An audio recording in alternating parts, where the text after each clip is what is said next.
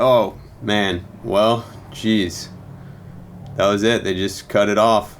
421, Cinco de Mayo, 422 now.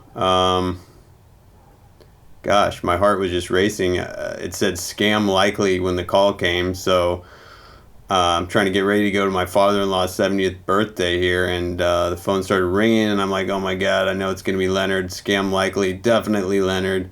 And it was Leonard. And we're going to start emailing. God, I wanted to ask him so many questions. You're listening to Leonard, a new podcast series about Leonard Peltier, the longest-serving political prisoner in American history. I'm Andrew Fuller. And I'm Rory Owen Delaney. We've spent the last year working to share Leonard's story with a new generation of people.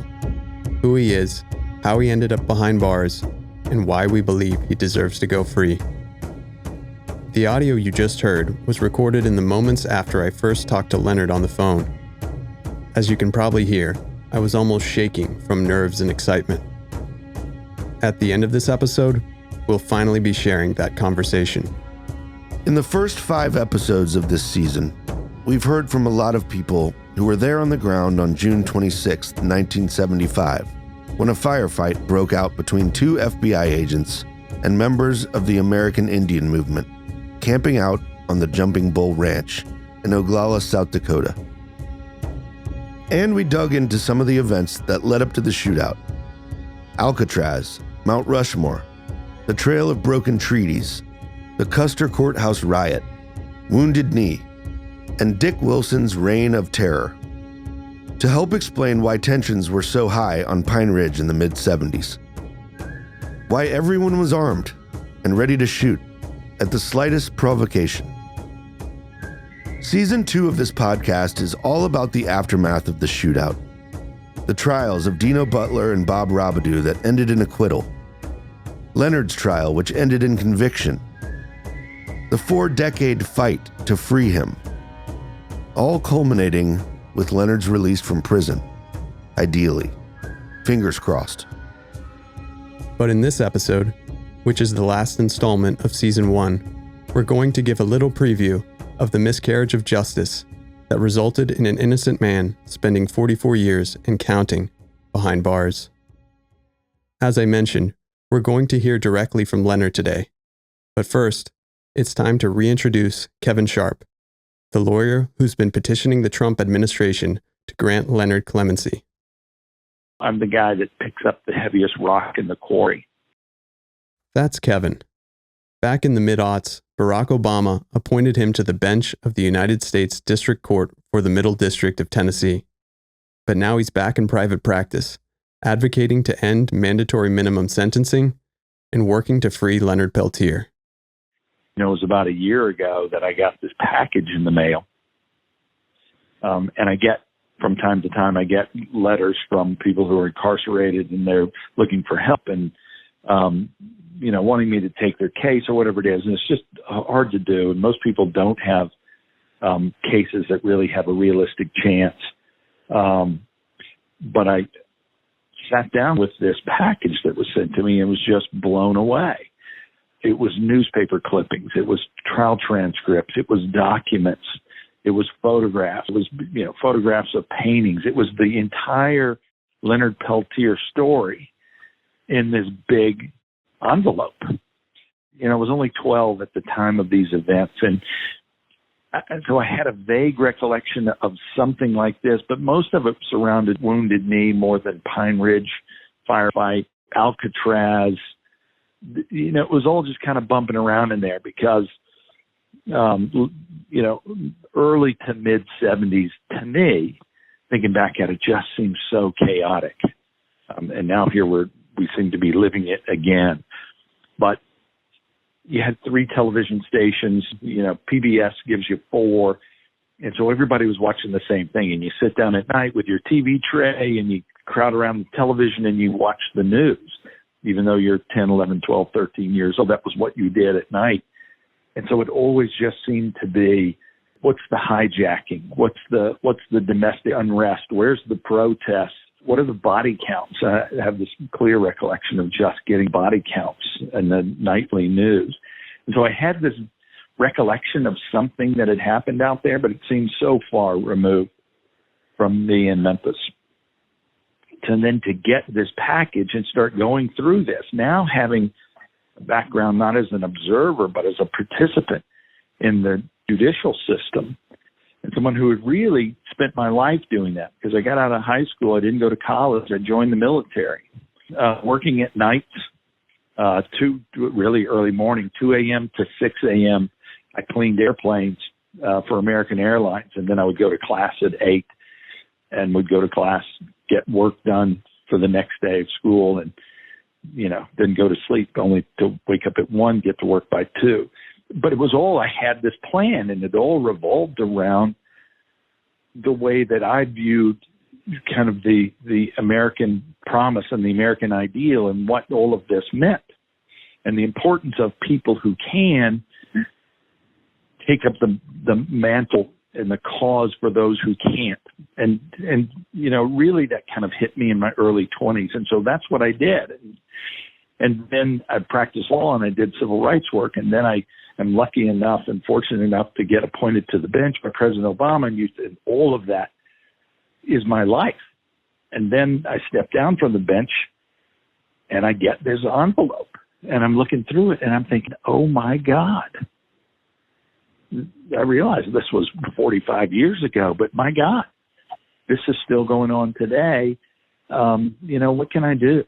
And maybe the answer is not much. I don't know. It consumes my life for now, trying to figure out how to write this. Because in the sense that you can ever write it, you can't make it right, but you can stop it. What is your strategy right now? What is the best way you think to get Leonard out of there? Well, there's only one way left, and that's an executive clemency. The presidents have been reluctant to go against the FBI. I have that same feeling. No, this can't be true. This is not the FBI.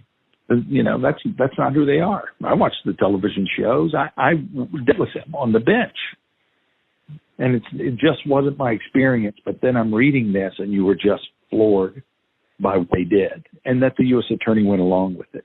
And the Lynn Crooks interview with Croft is really frightening. We'll be digging into all of this in much greater detail next season. But here's a quick primer on why Kevin believes the federal government essentially framed Leonard. Leonard was convicted of murdering FBI special agents Jack Kohler and Ronald Williams in April 1977, largely on 2 pieces of evidence. A sworn affidavit from a woman named Myrtle Pourbaix, claiming that she saw Peltier execute the agents, and the testimony of an FBI ballistics specialist who performed tests on a .223 shell found near the agent's vehicle. To the second point first, Leonard had access to an AR-15, which fires a .223 round. But the gun had suffered serious damage in a fire. It was impossible, the FBI's expert testified, to test the weapon's firing pin. However, he was able to analyze the mechanism that discharged the spent casings. Markings on the shell found at the scene, the specialist had alleged, could only have been ejected from Leonard's rifle. 23 years later, though, a Freedom of Information Act request revealed that the ballistics expert had lied on the stand. He had, in fact, been able to test the firing pin. And the impressions didn't match Peltier's gun. Now to the affidavit. Myrtle Pourbaix signed an affidavit claiming she'd been on the Jumping Bull Ranch on June 26, 1975, and had seen Leonard kill the agents. But by the time Leonard's trial was scheduled to begin, she reversed her story and began to claim publicly that the FBI had pressured her into inventing her eyewitness account. But when she attempted to correct her statement, Judge Paul Benson barred her on, quote, grounds of mental incompetence. Here's Myrtle Pourbaix speaking with 60 Minutes' Steve Croft back in 1991. The first time I met Leonard was when he went to trial in Fargo, North Dakota. You'd never met him before? I've never met him before. A single mother working at an elementary school, Poor Bear maintains that the FBI threatened to take her daughter away and get her fired from her job if she didn't cooperate. They said, you're going to know him because you're going to testify against him in court. And we're going to tell you everything about him. So they wrote this up? In the interview, Croft holds up a copy of her affidavit. And you signed it? Yes, I did. And remember when Kevin Sharp said, quote, "But the Lynn Crooks thing was really frightening"? He's referring to an interview Crooks gave to Steve Croft back in 1987. And here's what Crooks, the lead prosecutor in Leonard's case, had to say about Myrtle Poor Bear's allegation that the FBI had coerced her testimony. Doesn't bother my conscience. If everything they say is right on that, doesn't bother my conscience one bit. The man's a murderer. He got convicted on fair evidence. Doesn't bother my conscience one whit. When he looks into the camera and says, well, what if what they say is true? Doesn't bother my conscience one bit. Thinking, oh my God, how can it not? You didn't care about what happened, and you could tell by the way he says it, he knew it was true. I mean, he gave a half-hearted denial, but then says, "But what if it is true?" Doesn't bother my conscience, right? And that is frightening. So, that's part of what we've got to do, and I think it's become somewhat easier now. Is that cloak of complete perfection and justice for all from, what really is one of the greatest law enforcement agencies in the world, at least their ability to investigate when they chose not to, because they backed into it, right? They knew where they wanted to come out and they backed into it. Now let's create the evidence to show, at least so that we can convince somebody that this is what happened. And so I think that people are willing to question the infallibility of these organizations, whether it's U.S. Attorney's Office or the FBI or the BIA or the U.S. Marshals, that there's that opening. And you've got a president who is willing to look at that and really is not worried about what, someone says about him or what the FBI says about him. That's the truth. And then, that is true. As I started putting together a petition, I went back and looked at prior petitions and their strategies for making a case that was, at the end of the day, would carry the day. And I looked at what they did, and as I'm talking to this person who was helping, I said one of the problems was I think that the presidents were afraid of the FBI. And this guy looks at me and goes, "You want to know who's not afraid of the FBI? Donald Trump." So the strategy is to get it in front of him. And Leonard's story is so compelling if you'll listen to it. It's really hard. You guys know this. It's really hard to break through the misinformation. A lot of it's still generated by the FBI. And some of it even inadvertently, certainly not intentional, but even by people who want to support Leonard and that are supporting Leonard, talk about this in the wrong way because everyone's confused about how the case turned out and that, he was convicted of shooting and killing 2 FBI agents. No, he wasn't. And even Leonard Peltier supporters don't realize that case fell apart as soon as all the misconduct came out and the U.S. attorney had to abandon it. But it got abandoned on appeal because they were going to lose, right? On appeal, if they stuck with that cockamamie story that they had created, it was over. And there would be no way to retry it. Likely the Court of Appeals would have said, well, we're going to set this conviction aside. You go retry it. There was no reason to retry it on that theory because they had zero evidence of it. By the time it comes out that the ballistics test, what we refer to as exculpatory evidence, was hidden as a Brady violation. It should be over. If you withhold that evidence, it's over. People don't like Peltier. They don't like what he had to say. And part of that was a result of the disinformation that was created by this post-Hoover FBI. And so, he's part of AIM. They're bad guys. We don't like what he had to say. We think because we initially believed, that people out there who are opposed to clemency for Leonard, we believe he killed these guys. Okay. I don't give a shit what you believe. There's no evidence of that. And let's be consistent. The rule of law has to mean something. Constitutional rights have to mean something. Otherwise, we just throw them out, and whoever has power just wields it how they want. That's great, I guess, if you're the one in power, but you're not always going to be in power. And so there has to be this constant. There has to be this ground that says no matter which party is in power, the Constitution is always the highest law in the land. That, I think, is the argument. I think even now, George Floyd, too. You're right. That's the next one, because there's another argument to be made. It was the politics of which voices we're going to allow to be heard and which ones were not. And the FBI and J. Edgar Hoover were deciding which ones those were. Which voices today do we get to hear? A lot of people, just think, it's Native Americans, and this has nothing to do with me. It has everything to do with you. It has everything to do with all of us. Because if they will do that to a minority group or dissenting voice, at some point, your voice is the dissenting voice. Everybody's got to be protected. The same laws and the same Constitution has to apply to us. The system falls apart if the rules are fluid. The rules can't be fluid.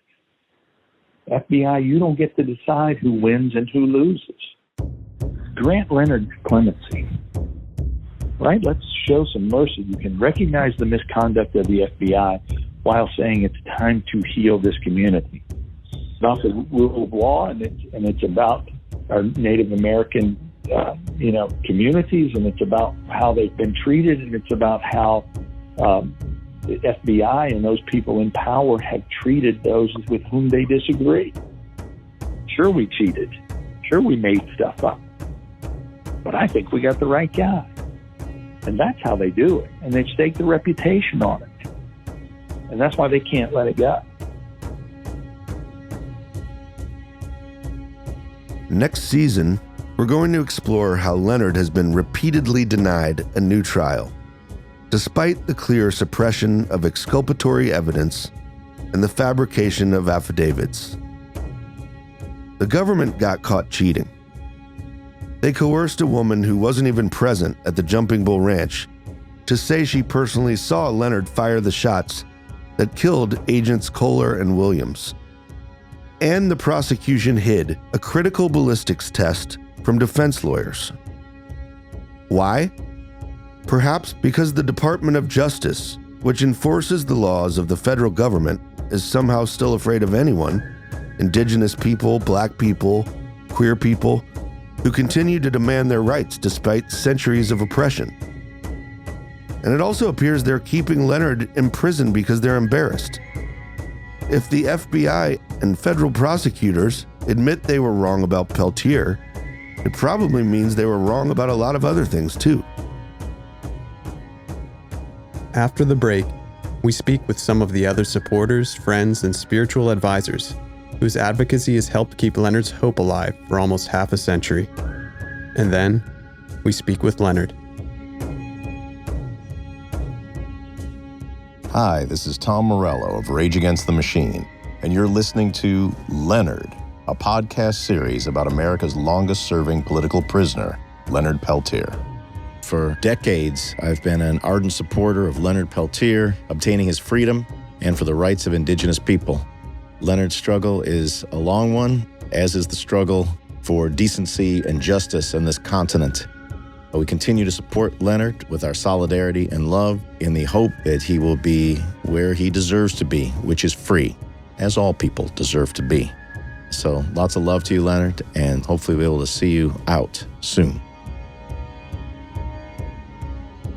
And I'd love to come out there and see Leonard one of these days, too. I just don't know the best way to go about doing it. I don't know if you'll be able to. How old are you? That's the voice of Paulette Doté, director of the International Leonard Peltier Defense Committee, and the former wife of Bob Robidoux. She's how we first got in touch with Leonard in the summer of 2019, and she was pretty blunt with us about how hard it would be to communicate with him. Oh, I'm 38. Well, you have to have known Leonard before he was incarcerated. Really? You know, he's a federal prisoner, and that's the federal guideline, is that there's a question on there that says, how did you know this person before they were incarcerated? Weird. And sometimes you can get people in as family. I don't know if you could get in as family or not. And, of course, you can't take any devices in, right? To yeah, record. You couldn't take any recording devices or anything at that time. Right. They totally closed all sort of public relations. He can't give any interviews, huh? Well, it's not that he can't. It's that the prison won't let anybody give interviews. I mean, Leonard would certainly give you an interview. It's hard enough to interview an ordinary federal prisoner. It's exponentially harder to interview Leonard. As a Native American activist and member of the American Indian movement, he's a special case. He was involved in a firefight defending treaty land, the ownership of which is disputed by two sovereign states, the United States and the Oglala Sioux Nation. He's not just a man falsely accused of murder. He's a political prisoner. The longest war between any peoples are between the American Indians and the United States government. This is Lenny Foster, Leonard's longtime friend and spiritual advisor. The son of a Navajo code talker, Lenny tried out for the Los Angeles Dodgers before earning his master's degree from Arizona State University. He also helped AIM leader Dennis Banks escape Wounded Knee in the middle of the night 2 days before federal agents invaded the village. But Lenny's reach goes way beyond Leonard, Dennis, and Wounded Knee. For decades, at 89 state and federal penitentiaries, Lenny has brought traditional healing and prayer to more than 1,500 imprisoned Native Americans. You know, the United States government is a very vicious, very mean-spirited adversary of the American Indians. And they refuse to allow any of our human rights defenders, treaty rights defenders. Leonard Peltier definitely qualifies as a human rights defender, as a treaty rights defender. He was defending his people in this movement, and that's how he ended up incarcerated. He was accused of killing the two FBI agents back in 1975 in Oglala, South Dakota. A complete miscarriage of justice resulted. Lies, fabricated allegations, evidence that was fabricated, that were produced to railroad Leonard Peltier to the federal prison system. So that's the story of our relationship with the United States government. They'll take the land, the resources, water, pollute the air, pollute the water, and commit complete colonization of the mind. It's like a psychological warfare that they utilize as a technique to keep our people pacified, to keep our people afraid and scared to stand up. Only the younger generation now has stood up, as evidenced by the water protectors in Standing Rock, South Dakota, North Dakota. And Leonard Peltier is that symbol of resistance, but The government wants to use that as evidence to keep him incarcerated, that his presence and his voice is threatening to them. You got to understand, Leonard's been in prison 44 years. He's 75. He's going to be 76 years old. He's an elder. He's a revered elder. But the United States government still sees him as a threat. Leonard Peltier's case, it's perhaps one of the most misunderstood and most difficult case in the history. One that is similar to Geronimo. Leonard Peltier is our generation Geronimo. You know, if you know the story of Geronimo, he was captured in the late 1880s, and he was sent to Florida, and he spent the rest of his life incarcerated in the United States federal prison system. And he died in Fort Sill, Oklahoma, as a prisoner of war. President Roosevelt wouldn't release him, though he had an opportunity to do so, but chose not to. The plan by the United States government has always been to eliminate our leaders, sometimes just outright assassinations. They use ways and means, colonization, brainwashing, conquer and divide, COINTELPRO, psychological warfare that's used by some of these the law enforcement agencies of the United States government. It's very important for our people who are incarcerated to maintain that connection with the spirits, and to maintain his essence as a human being, and to have his humanity supported. And we've had to fight for those rights.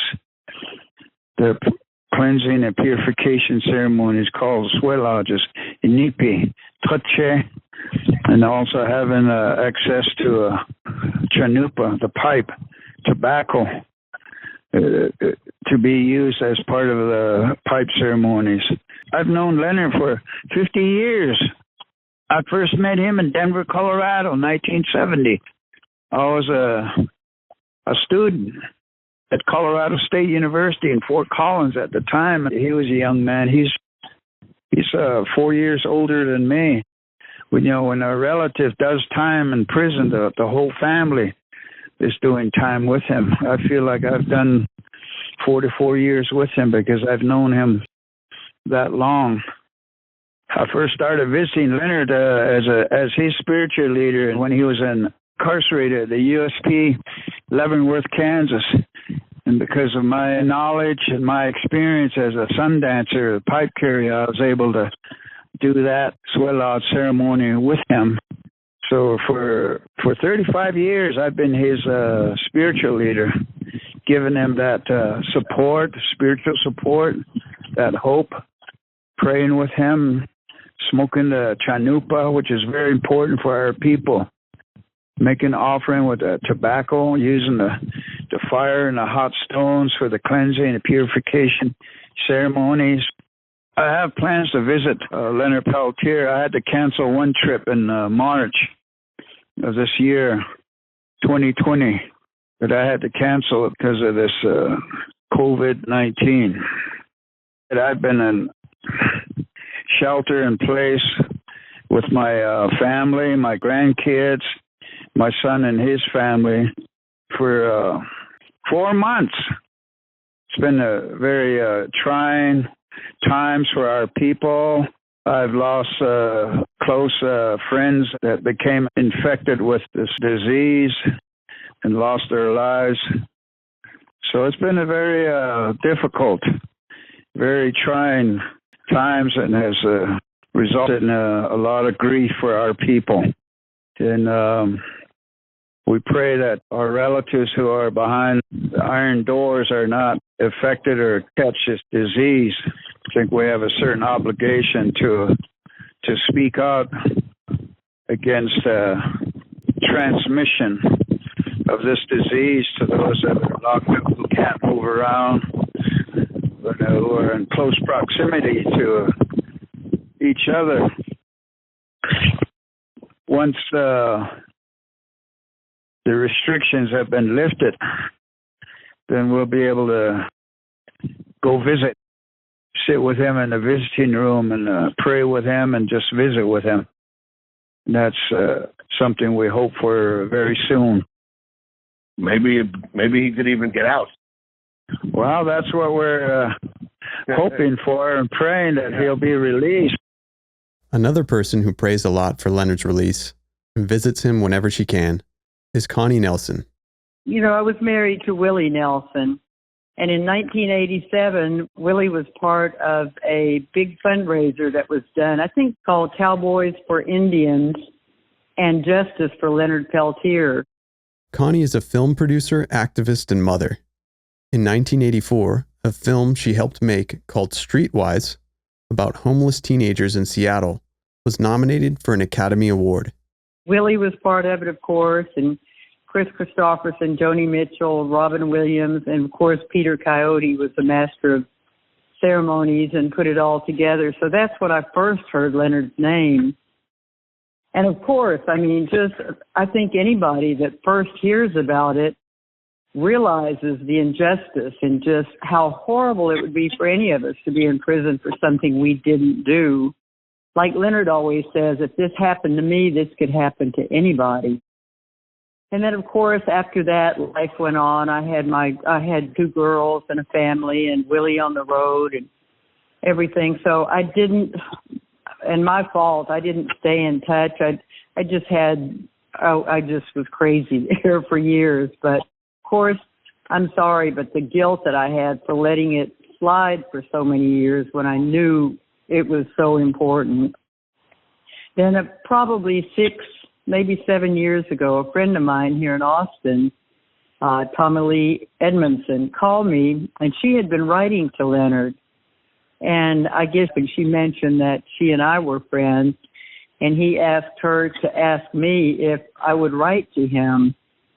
Well, of course. I mean, that threw me right back to 1987. Back in 1987, the FBI picketed the Cowboys for Indians benefit in Orange County, California, that Peter Coyote had organized and that Connie's husband Willie headlined. To get through the gates, you had to pass through a gauntlet of chanting agents. At that time, the FBI was like the final word. Their word is golden.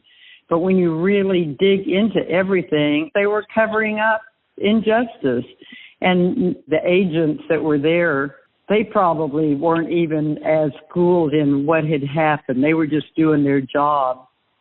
But it was a trying time. But looking back on all that, you know, the saying, hindsight is 20/20. Of course, they were covering up for other agents that messed up. So it's just a horrible time all the way around when it comes to Leonard and everything that he's fought for. It makes me so mad every time. I can't even hardly think about anything else. He was given 2 life sentences, and when he was convicted, a life sentence was 20 years. Well, he's been in now 44 years, going on 45. So right there, just that alone, just that one little thing alone, he should be out. I just keep trying to find ways that we can help him and get the word out and just get him out of there. Sure seems like there's a lot more reason and a lot more people that have looked at all the evidence and realized that, wait a minute, no matter what, this needs to be reinvestigated or let him out. He's already too old to be in there. He's sick. If anything, I mean, he's costing the states a lot of money just with the medical things that he needs. Let him out. Let him go home.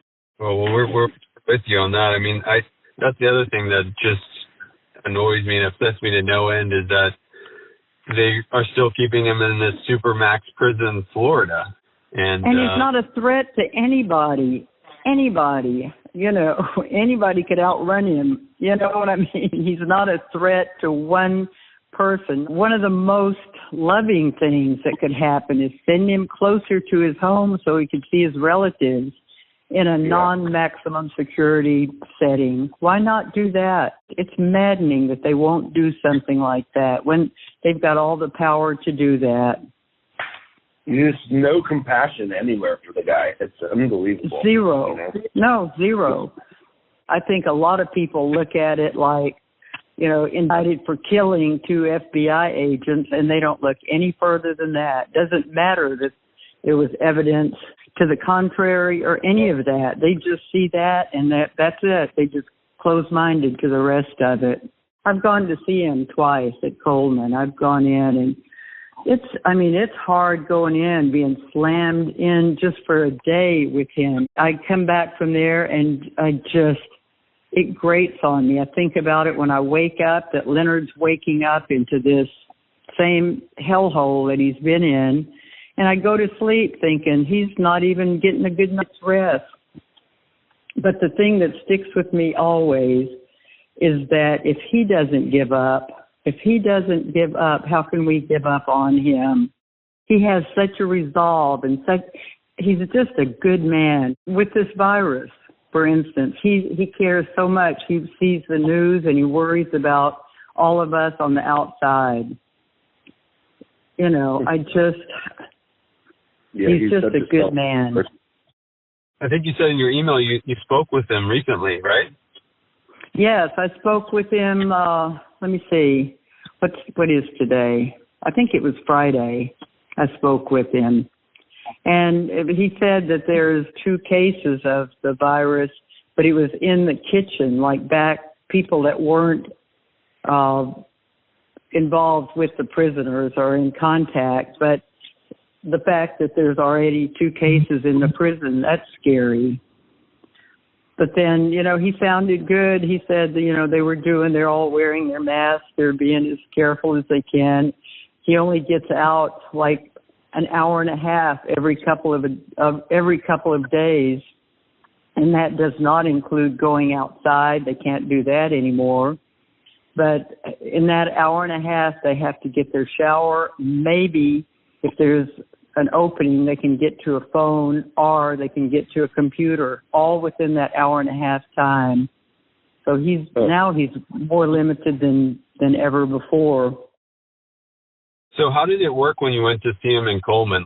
You check in, and then you sit in a room, just like in a little, like, waiting room with maybe, 20, 25 other people that are waiting to see their relatives or loved ones. The second time I sat there for over 2.5 hours. No cell phone, just sit there and twiddle your thumbs. And then you go into this, it's like a big cafeteria-looking place, just metal chairs and, no color, nothing. And then they bring in the inmates and, little sections. People are sitting in little sections and waiting for their loved ones. And Leonard comes in with a big smile every time, just so happy to see people, so happy to have a different norm than what he usually does. And we just sit there and talk about everything. First thing he wants to know is, how are you? What's going on? What's life like on the other side? And then he starts talking about things that he's been thinking about and maybe what we could do different, what we're thinking might help. And then, then there's a certain time, I think 3:00, it's over, the prisoners have to line up. And that's, I can't even tell you, it's just the hardest thing. They line up on one side and then we get on the other side by the guards. And Leonard just kind of waves, and knowing that when he goes through that door, we're not going to see him again for, who knows, maybe years. And then after they take him out, then we go out, and I swear it's all I could do to not cry. I could cry right now just thinking about it. It's just one of the hardest things ever to leave him in there and to know that was the big highlight, maybe for a month for him, just to see somebody on the outside and be able to sit there and talk without a 10-minute or 15-minute time limit that he gets on the phone.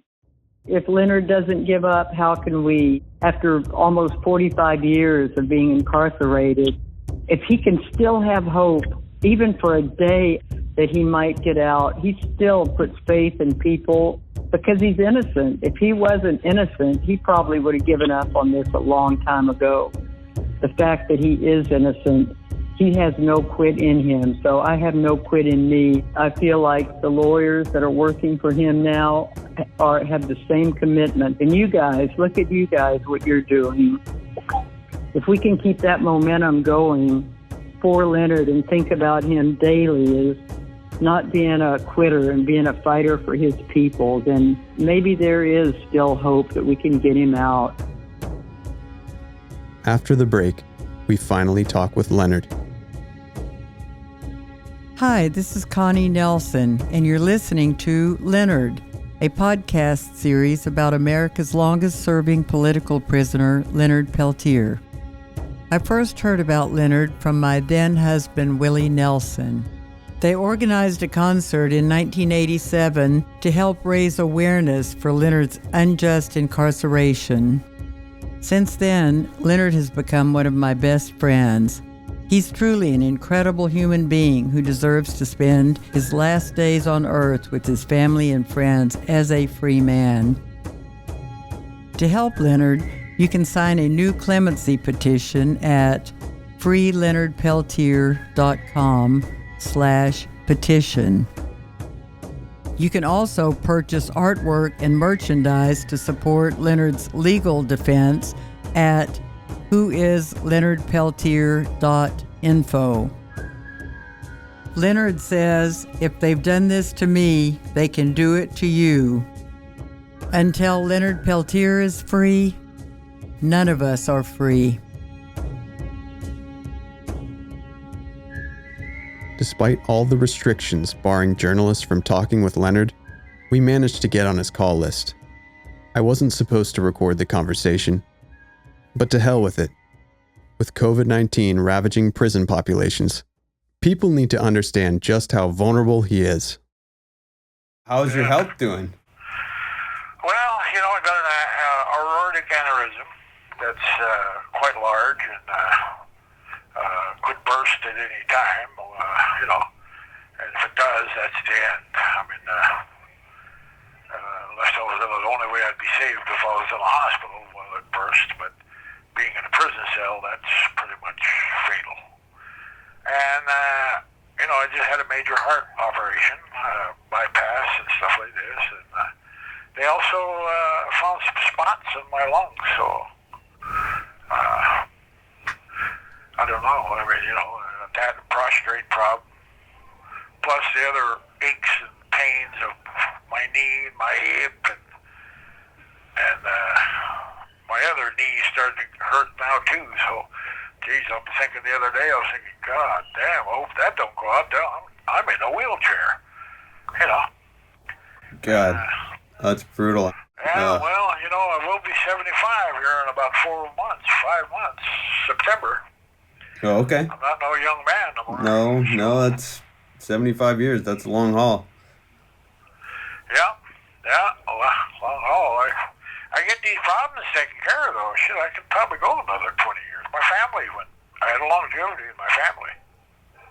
I believe you. Yeah, I know how long your dad lived to be, your dad, how long? Well, how old? Not my dad. My dad didn't live to be 67 or something like that. But he had diabetes from a young age. He never took care of himself for diabetes.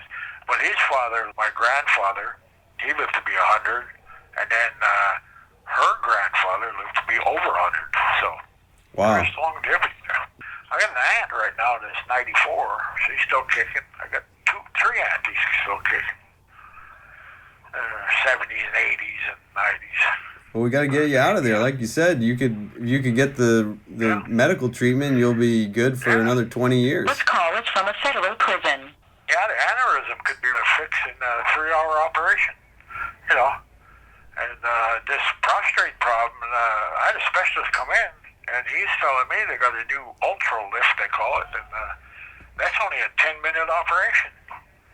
But if it keeps going the way it's going and it's not treated, then it's going to develop into something more serious, The lungs, I don't know what the hell that is. I really don't know. They won't tell me what the hell it is, you can't get the procedures? What do the doctors say?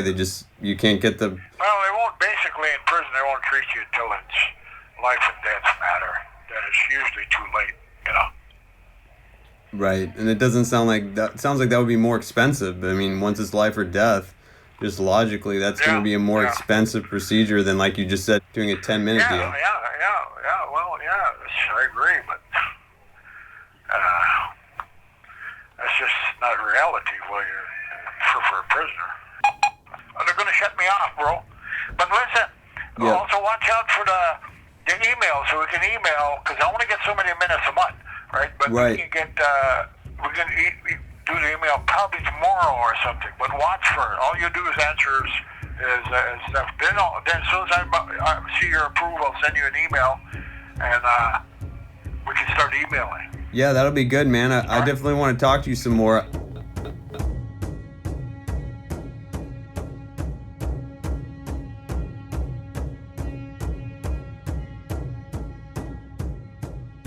We got an email from Leonard last week. We hadn't talked to him in almost a year. We wrote to give him a rundown of the work we'd been doing on season 1 and the response we'd gotten, both from his longtime supporters and a new generation of people hearing his story for the first time. Because we don't have Leonard's voice, here's Peter Coyote reading for Leonard again. Hey, bro. Finally. I was beginning to think he was full of shit. He inserted a smiley face. Our hearts lifted. But now it's all going great. Let's build us a team, huh? Do this until we get the most downloads for a podcast ever imagined. Another smiley face. If we do it, we can make history, brother. Smiley face number 3. As you can see, you now have my attention. A few months ago, this country emerged from the coma of COVID-19 to the crack of gunshots, to the sound of a man gasping for breath and calling for his mother. George Floyd, Breonna Taylor, and Ahmaud Arbery are some of the latest names on the list of victims of a judicial system that has behaved for centuries as if it weren't accountable to the most vulnerable people it's supposed to serve. That list of victims also includes Edith Eaglehawk and her babies, Joe Stuntz, Wesley Badhart Bull, Frank Clearwater, Buddy Lamont, and the 60-some AIM activists and supporters killed on Pine Ridge in the 1970s. In the United States, the more than 500 missing and murdered Indigenous women, girls, and Two-Spirits identified by the Coalition to Stop Violence Against Native Women, they're on that list too. For that matter, so are the 824 missing and murdered First Nations women north of the Medicine Line. Right now, Leonard isn't on that list, but he will be if he dies in Coleman Federal Penitentiary. President Trump could free Leonard with the stroke of a pen. It wouldn't undo the damage already done. It wouldn't save the lives of the millions who have died since Columbus invaded this continent back in 1492. But it would end one injustice. It would restore some of the dignity we've stripped from one man. It's part of the healing. It's part of the dismantling of our racist, colonialist past. That's why it's time to free Leonard Peltier.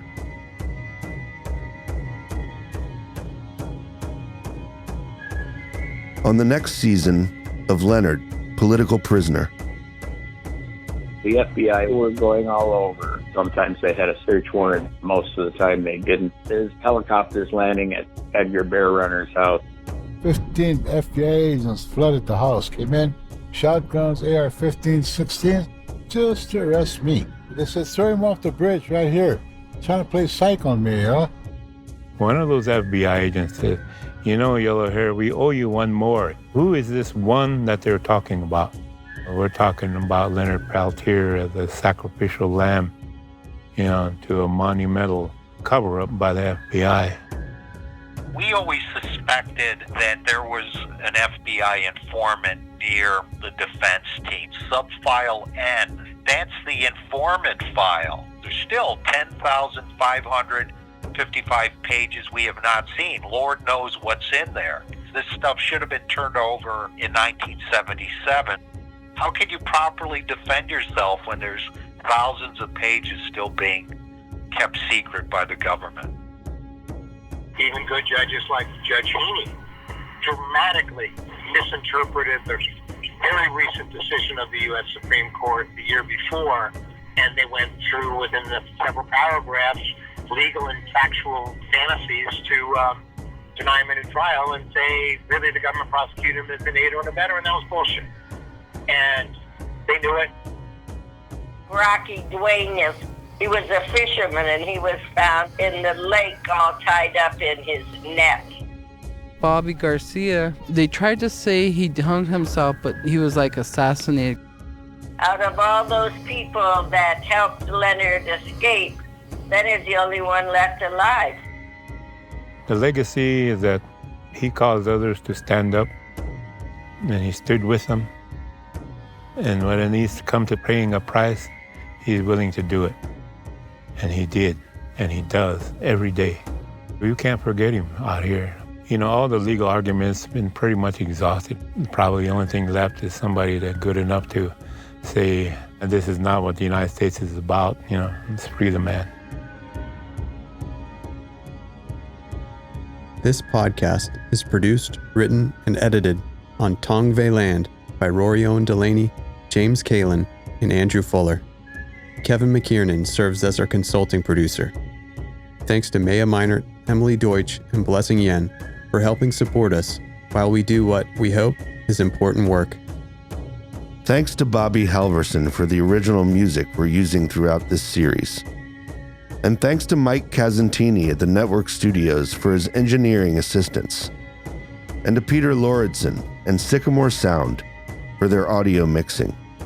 Thanks to Steve Croft at 60 Minutes for reporting on Leonard's story back in the 1980s. Thanks to Paulette Doté for her tireless work leading the International Leonard Peltier Defense Committee.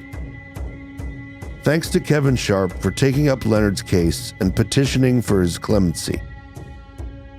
Thanks to Lenny Foster for his decades of work healing the spirits of thousands of incarcerated Native Americans. Thanks to Connie Nelson for her friendship and advocacy. Thanks to Peter Coyote for his fight to free Leonard and for giving Leonard a voice when we only had his words on paper. And thanks, most of all, to Leonard Peltier. To get involved and help Leonard, sign the new clemency petition at freeleonardpeltier.com. For more information, go to whoisleonardpeltier.info or find us on social media at Leonard_pod on Twitter and Instagram or Facebook.com/Leonard Podcast. This podcast is a production of Man Bites Dog Films, LLC. Free Leonard Peltier.